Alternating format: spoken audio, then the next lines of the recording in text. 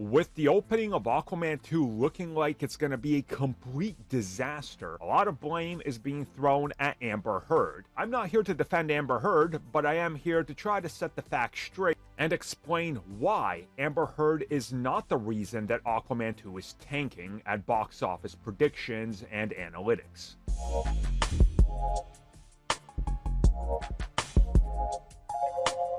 So since Barbie and Oppenheimer, we have seen just about 80% of the big tentpole box office blockbusters come out ahead of Aquaman and the Lost Kingdom and underperform. Films that were estimated to be huge, like Martin Scorsese's Killers of the Flower Moon, Marvel Studios' The Marvels, Disney's Wish, Blue Beetle, even the recent Hunger Games, way below what people were expecting. Same thing with Napoleon, and tons of others. And let's just be clear about this.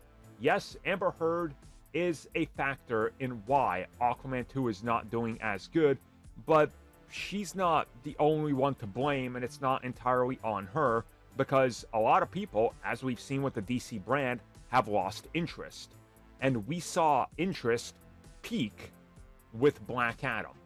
That was the peak of the DCEU interest. Cavill was back, put your money where your mouth is and support Black Adam. And well, it didn't do so good. And then Shazam did worse, and Flash did worse, and Blue Beetle did worse. So there's a pattern here. People are checked out of DC.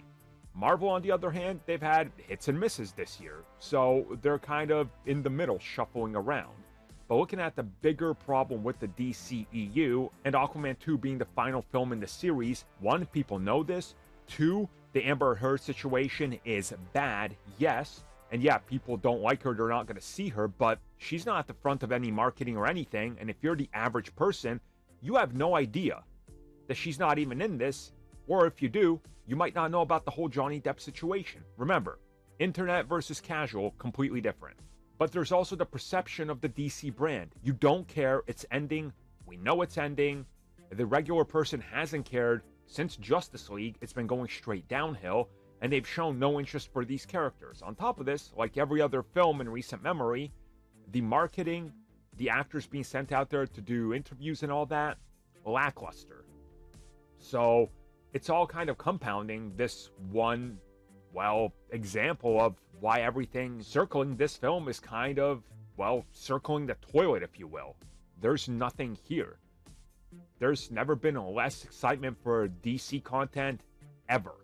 Like, it's really just been a dead brand. And this is kind of like the last hurrah of a universe that peaked in 2016.